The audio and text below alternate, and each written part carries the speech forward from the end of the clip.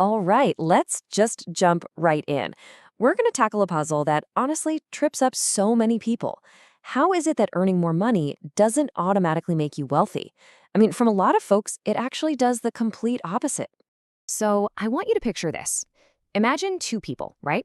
They live in the same neighborhood. The first one, let's say they're earning about 95 grand a year.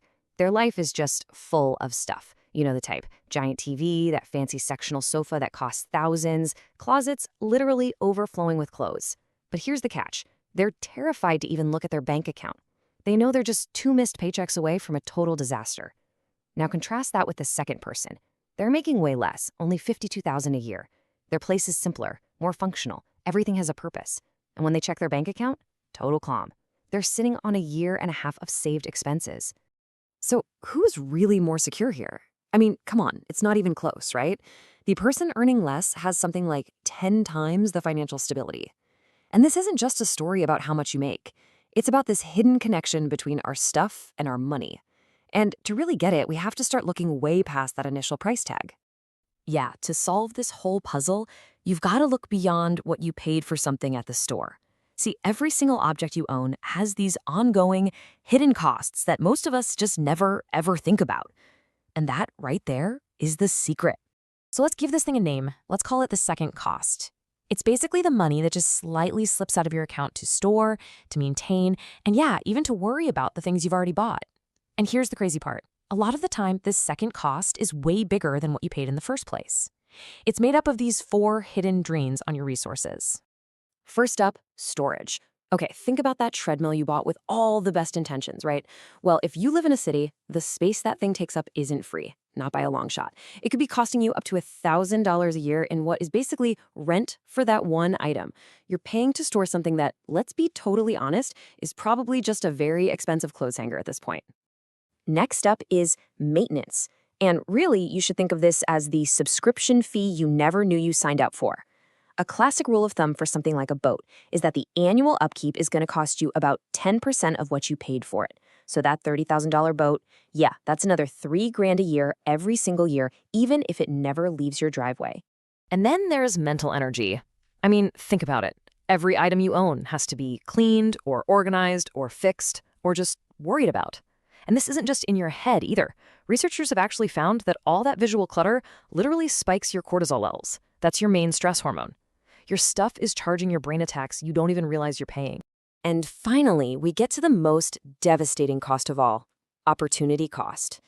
Every single dollar that's locked up in a possession, a car, a gadget, whatever, is a dollar that isn't out there working for you. That $15,000 home gym setup, it isn't just a gym. It represents the $50,000 it could have turned into if you'd invested it instead. You're not just buying an item. You are actively trading away your future freedom. Okay, so understanding these hidden costs, that's step one. Now let's get practical. Let's turn that knowledge into a set of simple but really powerful rules for how to buy things with actual intention. Rule number one, and this is a big one, always calculate the cost per use. This is really the only honest way to measure value. You see a trendy jacket for $200, you wear it twice, boom, that's $100 every time you put it on. But what about a really high-quality $400 jacket that you'll wear, say, 200 times? Now it's just $2 a wear. It's a perfect example of how sometimes the more expensive item is actually dramatically cheaper in the long run. Okay, rule 4 is all about engineering your environment because let's face it, systems are way more reliable than willpower. First, you've got to make spending harder. Add some friction. Delete the shopping apps from your phone. Unsubscribe from all those marketing emails. Give yourself a mandatory 24-hour waiting period before you buy anything that's not essential. And at the exact same time, you make saving effortless. Automate transfers to your investment accounts. That way the money is gone before you even see it, before you can miss it. The goal is to make the right choice the easy choice. All right, on to rule 7. You have to recognize what's called the lifestyle multiplier effect. A single big purchase is never just a single purchase. You buy that boat, right? Well, now you need a trailer. And oops, your car can't tow it, so now you need a new vehicle with a hitch. Then you've got to pay for storage and insurance and maintenance. You see, major purchases create this whole ecosystem of related expenses that just multiply the true cost. And a fantastic way to avoid that multiplier trap is Rule 6. Rent or borrow before you buy. Seriously, This is your best defense against having a garage that looks like a museum of abandoned hobbies. Renting or borrowing gear shows you if your newfound enthusiasm is just a passing phase. It lets you test out an interest before you sink a ton of money into it, and it helps you figure out what features you actually need, if you even need the thing at all. So, we've covered how to be a smarter buyer. But what about all the stuff you already own? That requires a totally different set of rules for how to manage your current possessions. This first rule here, Rule 2, is a total game changer. It's called the replacement test. It's simple. Walk through your house, pick an item, and ask yourself a brutally honest question.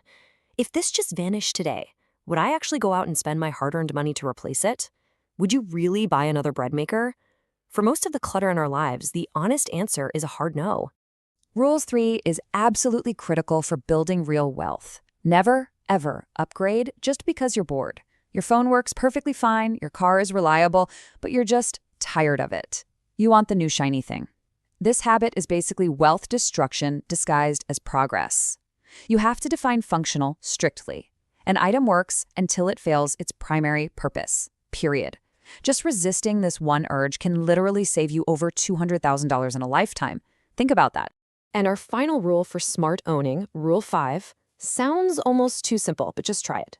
Count it. Pick a category, say shirts or kitchen gadgets, and count every single one you own. Write the number down. I promise the number will probably shock you. And once you know, deep in your bones, that you own 47 shirts, the idea of buying a 48th one just feels kind of absurd, doesn't it? This simple act creates an awareness that just naturally changes your future behavior. Now, look, applying these rules isn't just about saving a few bucks here and there. It's about a fundamental shift in how you define wealth. It's about moving away from this goal of just accumulation and moving towards a goal of freedom. And that brings us to what might be the most important step of all. You have to define what enough looks like for you. You have to decide in advance what level of material comfort truly equals satisfaction. This creates a finish line. Because without one, your lifestyle will always expand to eat up any raise you get. But once you have that finish line, every dollar you earn above it becomes pure wealth, money that directly fuels your freedom. This really gets to the heart of it all. True wealth isn't about the stuff you have. It's about the choices your money gives you. It's the ability to quit a job you hate, or take 6 months off to care for a family member, or to take a risk and start a business. Possessions often reduce your options. They tie you down. Liquid assets, on the other hand, increase them. Wealth is optionality. It's freedom. And what happens when you put all this into practice is really powerful. You create this amazing virtuous cycle. You spend less, which lets you save more. Saving more makes you feel genuinely secure. And that feeling of security, that's the magic part. It reduces the emotional urge to go out and spend money for that temporary dopamine hit. Each turn of the cycle just reinforces the next, and it accelerates you towards true financial freedom. Which brings us right back to the one final question you really need to ask yourself.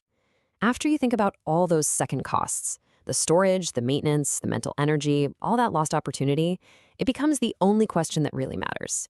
Do you own your possessions, or do they, with all their hidden costs, actually own you?